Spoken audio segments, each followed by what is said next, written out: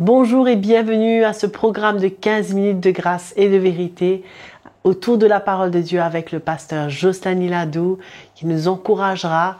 Et avant de lui laisser la place et d'entendre la parole de Dieu, nous allons être au pied du Seigneur et nous humilier devant lui avec un cœur brisé.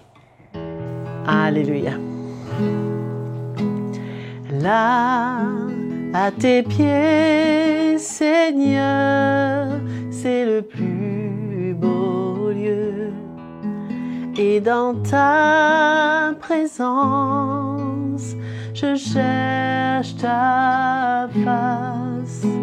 Je cherche ta face. Il n'y a pas plus grand appel, ni plus grand honneur que de se courber devant ton trône. Émerveillé par ta grâce, entouré de ta gloire, Seigneur, je vis pour t'adorer. Il n'y a pas plus grand appel, ni plus grand honneur que de se courber devant ton trône.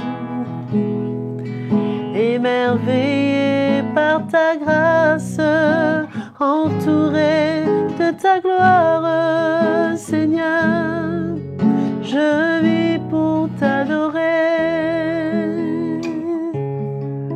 Seigneur, je vis pour t'adorer. Que nous puissions vivre pour adorer le Seigneur de tout notre cœur alors que nous entendons la parole de Dieu.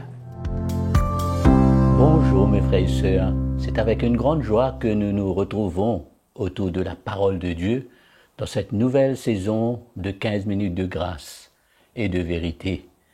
Nous voulons remercier de tout cœur Joël, toujours là pour nous accompagner avec un chant merveilleux pour adorer le Seigneur. Nous aimons le Seigneur, nous aimons sa parole, nous aimons la construction qu'il est en train de faire dans nos vies parce que nous sommes l'Église de Jésus-Christ. Nous avons parlé de cela et dans ma session précédente, je vous ai parlé de ce ministère de l'Évangile, la présence de ce message apostolique dans l'Église, qu'est-ce que cela produit en nous, comment cela emmène nos cœurs à découvrir la grâce de Dieu, à vivre pleinement tout ce que le Seigneur a pour nous. Nous avons vu comment Paul dit, il déclare que l'Évangile, c'est la puissance de Dieu. C'est pas la sagesse d'un homme et c'est pas une démonstration de la connaissance de l'homme, mais c'est une révélation que lui-même il a reçue et comment il transmet cela dans un langage spirituel qui parle au cœur de l'homme, qui emmène l'homme à ressentir le cœur de Dieu et certainement cela construit nos vies. Nous avons vu cela, je vais continuer une deuxième partie si vous voulez de ce message apostolique. Pour cela, allons lire ensemble dans 1 Timothée, le chapitre 1er. La parole de Dieu est riche. La parole de Dieu nourrit notre cœur, la parole de Dieu nous garde dans la foi, dans le plan de Dieu. Parce que la parole de Dieu, quand elle est communiquée à notre cœur, elle nous fait ressentir le cœur de Jésus. Jésus est la parole. Amen. Dans 1 Timothée, l'apôtre Paul écrit à Timothée que nous savons qu'il considère comme son fils dans la foi, engendré par le message de l'Évangile justement, et qu'il y avait une confiance que Timothée pouvait représenter l'Évangile, pouvait transmettre le même cœur que Paul avait, parce qu'il avait lui-même reçu.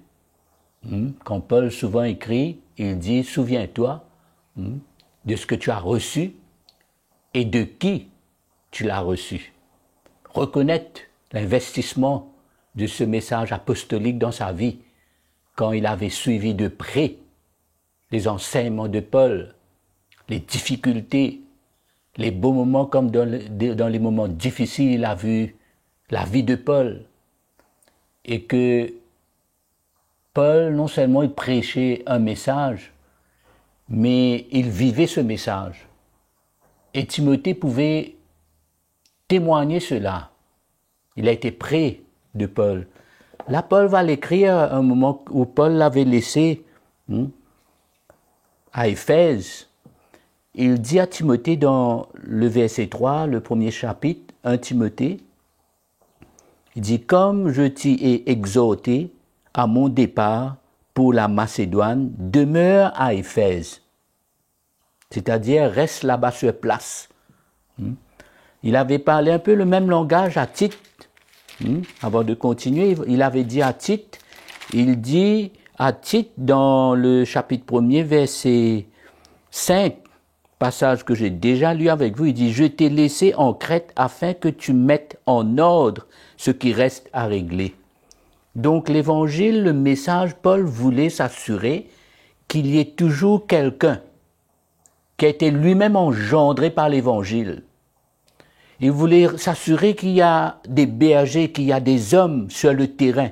C'est pour ça qu'il dit à Timothée, demeure à Éphèse afin de recommander à certaines personnes de ne pas enseigner de doctrine et de ne pas s'attacher à des fables, à des généalogies sans fin qui favorisent des discussions. Discussions plutôt que l'œuvre de Dieu dans la foi. En d'autres mots, il dit à Timothée, ce message apostolique, cet investissement, ce dépôt que tu as reçu. Nous savons quand Paul parle à Timothée, il dit, c'est une parole certaine que tu as reçue de moi, qui peut non seulement te sauver, mais sauver ceux qui t'écoutent. Donc c'était clair que ce message, cet investissement, cette révélation de l'évangile, Paul voulait qu'il y ait toujours dans les églises locales des hommes engendrés dans cet évangile pour être comme des gardiens, des sentinelles, des bergers pour veiller à ce qui est... En d'autres mots, il veut dire, n'ouvre aucune porte. Très clair. Faut pas ouvrir aucune porte à d'autres enseignements, à d'autres messages, parce qu'il y a un danger. Il y a un danger. Moindrement tu laisses la porte ouverte, Timothée, ben voilà ce qui va se passer. Les frères et sœurs vont s'égarer. Il dit de ne pas s'attacher à des fables, à des généalogies sans fin qui favorisent des discussions plutôt que l'œuvre de Dieu dans la foi. Parce que nous avons vu que l'évangile, et quand nous venons ensemble, quand nous venons comme un corps, comme une famille, comme une église, dans la maison où il y a de l'ordre, où il y a cette autorité apostolique pour construire nos vies, nous avons vu que la parole de Dieu construit notre foi. Nous grandissons avec le Seigneur. Et Paul là, il recommande à Timothée de ne pas ouvrir la porte. Non seulement pour qu'il défende la doctrine, le message de Jésus-Christ, mais de ne pas ouvrir la porte à d'autres enseignements, parce qu'il y a un danger. Et il continue, il dit, le but de cette recommandation, c'est l'amour qui vient d'un cœur pur, d'une bonne conscience et d'une foi sans hypocrisie. Une bonne conscience, une foi sincère et l'amour qui vient d'un cœur pur, ça, ce sont des produits du message apostolique.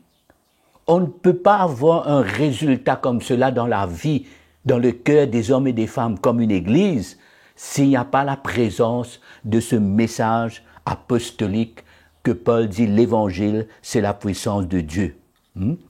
Donc voilà comment Paul parle, et il dit, sinon les vains discours, c'est pour nous égarer, cela ne nous construit pas spirituellement.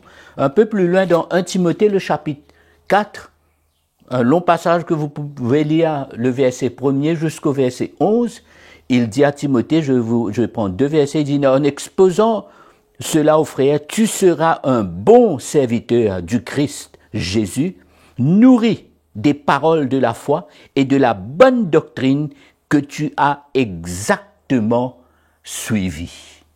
Amen. Voilà comment Paul décrit son message. Voilà comment Paul décrit le message apostolique. Nous avons parlé, nous avons vu que Paul et tous les apôtres, ils avaient un seul message. C'était Jésus-Christ, Jésus-Christ crucifié. Et toutes les doctrines autour emmènent le cœur du peuple de Dieu sur ce message qui est comme une fondation, qui est la révélation de Jésus même dans le cœur des hommes et des femmes pour construire l'Église. L'Église, c'est la maison de Dieu.